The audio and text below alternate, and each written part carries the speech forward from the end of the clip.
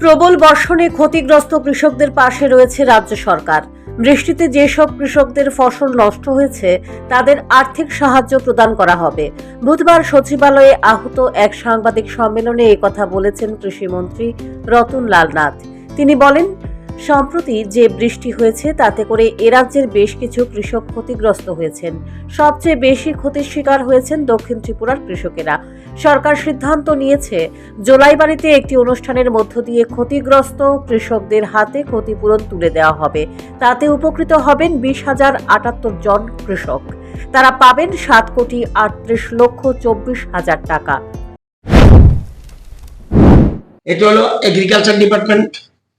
এবার হর্টিকালচার ডিপার্টমেন্টেরও ওই সময়, যেটা আমি বলছি 16 নভেম্বর 17 নভেম্বর, টমেটো, এতক্ষণ বলেছি ধানের কথা বলেছি এতক্ষণ পর্যন্ত। টমেটো, বাঁধাকপি, ফুলকপি, মরিচ, আলু, শসা, ফুল, পান এগুলি নষ্ট হয়েছিল।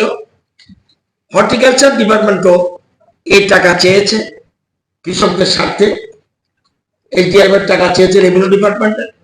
সেখানেও 20,078 জন, 58,000 ছাড়া 20,078 জন কৃষক 7,38,24,000 টাকা পাবে। সে 7,38,24,000 এ টাকা পাবে। এটা দুটোই মঞ্জুরি হয়েছে।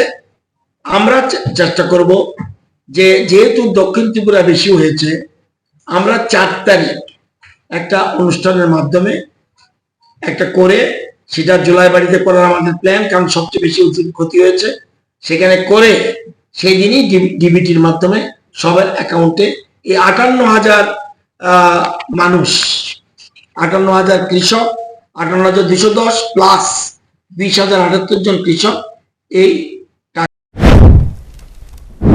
কৃষিমন্ত্রী জানিয়েছেন, বৃহস্পতিবার কিল্লাতে কৃষক প্রশিক্ষণ কেন্দ্র স্থাপন করা হবে।